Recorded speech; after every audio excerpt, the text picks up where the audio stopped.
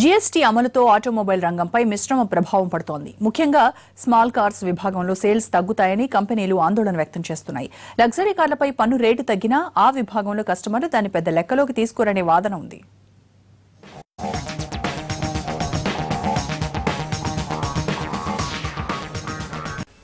Automobile ఇండస్ట్రీలో ప్రపంచంలో అతిపెద్ద దేశం మనదే. మన జీడీపీలో 7.1% వాటా ఆటో రంగానిదే. ప్రస్తుతం దేశంలో వాహనాలపై పరోక్ష పన్నులు, వ్యాట్, ఇతరత్రా అన్నీ కలిపి 32 నుంచి 55% వరకు ఉన్నాయి.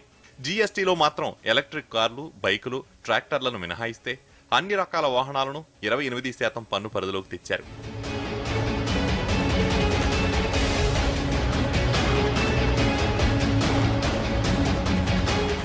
చిన్న కార్ల తయారీలో మనమే టాప్.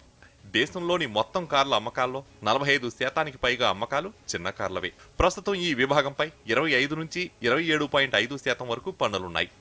తాజా జీఎస్టీలో సెస్తో సహా కలిపి ఇవి 29% చేరుతున్నాయి. అంటే 1.5 నుంచి 2% పెరుగుతున్నట్లే.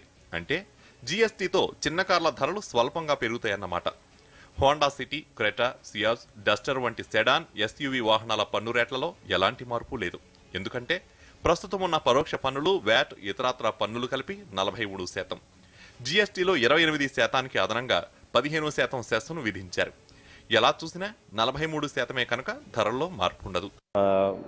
నార్మల్గా చిన్న కార్స్ ఏవైతే ఉన్నాయో, స్మాల్ సెగ్మెంట్ కార్స్ ఏవైతే ఉన్నాయో దాని మీద ఎఫెక్ట్ ఉంటుంది మనకి. ఎందుకంటే ఇప్పుడున్న ట్యాక్సెస్ ఏవైతే ఉన్నాయో అవి కొంచెం తక్కువ ఉన్నాయి. జీఎస్టీ వచ్చిన తర్వాత ట్యాక్సెస్ ఇంప్లిమెంట్ ఏవైతే ఉన్నాయో యూనిఫామ్ ఉంటుంది కాబట్టి పెరుగుతుంది. సో దానివల్ల అవి పెరిగే అవకాశాలు అయితే ఉన్నాయి మనకి. అదేవిధంగా మీకు ఏదైతే లగ్జరీ సెగ్మెంట్ చూసుకుంటారో, luxury segment and SUV cars ఏవైతే ఉన్నాయో ఈ జీఎస్టీ ఇంపాక్ట్ వల్ల కొంచెం ప్రైజెస్ ఏవైతే ఉన్నాయో తగ్గుతాయి మనకి. సో ఈ మంత్ మనకి ఓవరాల్గా చూసుకుంటే కనుక కంపేర్ టు లాస్ట్ 2 మంత్స్ నుంచి మనకి జీఎస్టీ ఇంపాక్ట్ వల్ల మనకి సేల్స్ కొంచెం ఇంప్రూవ్ అయినాయి మనకి. అందులోని చిన్న కార్లు ఏవైతే ఉన్నాయో అవి ఇంప్రూవ్ అయినాయి మనకి. ప్రస్తుతం మెర్సిడెస్ బెంజ్, BMW, ఆడి, జాగ్వార్, వాల్వో వంటి లగ్జరీ కార్లకు ఎక్సైజ్, వ్యాట్, ఇన్ఫ్రాసెస్ కలిపి 55% వరకు పన్నులున్నాయి. జీఎస్టీ 28%కి 15% సెస్ కలపాల్సి ఉంది. అంటే పన్నులు 43%కి దిగి వస్తాయి. అంటే జీఎస్టీతో వీటి ధరలు దాదాపు 10 నుంచి 12% తగ్గుతాయన్నమాట. అయితే లగ్జరీ కార్లు కొనేవారు ఈ స్థాయి తగ్గింపుల్ని పట్టించుకోరన్నది పరిశ్రమ వర్గాల అభిప్రాయం. అందుకని జీఎస్టీ ప్రభావం వాహన రంగంపై మరీ ఎక్కువగా ఏమీ ఉండబోదంటున్నారు. ఈ జీఎస్టీ అనౌన్స్మెంట్ రావడం తర్వాత కార్ల ఇండస్ట్రీలో అయితే కొద్ది వరకు ఎఫెక్ట్ ఉంది. ఒక 1 మంత్ నుంచి కార్లు కొనడం కానీ చేయడం కానీ, అంటే కస్టమర్లు కూడా రేట్లు తగ్గుతుందా పెరుగుతుందా అనే ఒక కన్ఫ్యూజన్లో నడవడం జరుగుతుంది. సో యాక్చువల్గా చెప్పాలంటే ఈ లగ్జరీ కార్స్లో అయితే మనకి రేట్ తగ్గడం అనేది కంపల్సరీ ఉంటుంది. పర్యావరణాన్ని ప్రోత్సహించేందుకు ఎలక్ట్రిక్ వాహనాలను కేంద్రం ప్రోత్సహిస్తోంది. కానీ జీఎస్టీలో పర్యావరణ అనుకూలమైన హైబ్రిడ్ వాహనాలకు మాత్రం ఎలాంటి మినహాయింపులు ఇవ్వలేదు. పైపెచ్చు ఎస్యూవీలను, హైబ్రిడ్ వాహనాలను ఒకే ఘాటున కట్టేశారు. దీంతో వీటికి కూడా 43% పన్ను వర్తిస్తుంది. కార్లలో పెట్రోల్, డీజిల్ వాహనాల పన్ను రేట్లు పరిశీలించినా 29 నుంచి 31%కి పరిమితం అవుతున్నాయి.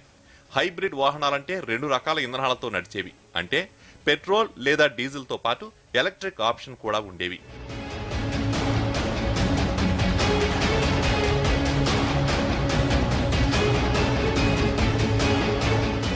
ప్రస్తుతం ఎలక్ట్రిక్ వాహనాలపై కేంద్రం 6% పన్ను విధిస్తోంది. ఇక రాష్ట్రాల విషయానికొస్తే కొన్ని మినహాయిస్తున్నాయి. మరికొన్ని రాష్ట్రాలు 12 నుంచి 21 వరకు వ్యాట్ను వసూలు చేస్తున్నాయి. జీఎస్టీలో 12% పన్ను విధిస్తుండడం వల్ల కొన్ని రాష్ట్రాల్లో ధరలు స్వల్పంగా పెరిగినా చాలా రాష్ట్రాల్లో బాగా తగ్గుతుందన్నది నిపుణుల మాట. ఎందుకంటే ఛత్తీస్గఢ్, మధ్యప్రదేశ్, రాజస్థాన్ వంటి రాష్ట్రాల్లో ఎలక్ట్రిక్ వాహనాలపై వ్యాట్ లేదు. జీఎస్టీలో 12% పన్ను విధింపుతో వీటికి నిరాశే.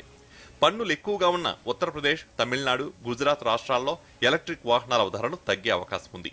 350cc ఇంజిన్ కెపాసిటీ కంటే ఎక్కువ ఉండే 2 వీలర్లకు 28% జీఎస్టీ రేటుతో పాటు అదనంగా 3% సెస్ను జత చేశారు. మొత్తంగా 31%కి చేర్చారు. ప్రస్తుతం బైక్స్ 13 రకాల పన్నులు కలిపి సుమారుగా ఇది 28 నుంచి 35%గా ఉంది. అంటే జీఎస్టీ ప్రభావం ద్విచక్ర వాహనాలపై పెద్దగా ఉండకపోవచ్చు.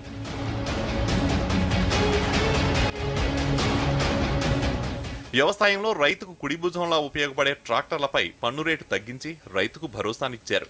జీఎస్టీలో ట్రాక్టర్లకు 12% రేటును ఖరారు చేశారు. ప్రస్తుతం ట్రాక్టర్లపై వ్యాట్ 5 నుంచి 5.5%, సిఎస్టీ 2%, విడి భాగాలు పరికరాలపై సెంట్రల్ వ్యాట్ 12.5% ఉంది. అంటే ట్రాక్టర్ల ధరలు కొంత దిగిరావచ్చు. దేశంలో 2015-16లో 4,93,764 ట్రాక్టర్లు అమ్ముడుపోగా 2016-17 నాటికి 5,82,844 యూనిట్లకు చేరిందని ట్రాక్టర్స్ మ్యానుఫ్యాక్చరర్స్ అసోసియేషన్ గణాంకాలు చెబుతున్నాయి. 10 నుంచి 13 సీట్ల సామర్థ్యం ఉండే ప్రజా రవాణా వాహనాలను కూడా లగ్జరీ కార్ల మాదిరే చూడటం సరికాదంటున్నారు కొందరు. రెండింటికి ఒకే తరహా పన్ను వేయడం ఇబ్బందికరంగా ఉందన్న వాదన ఉంది.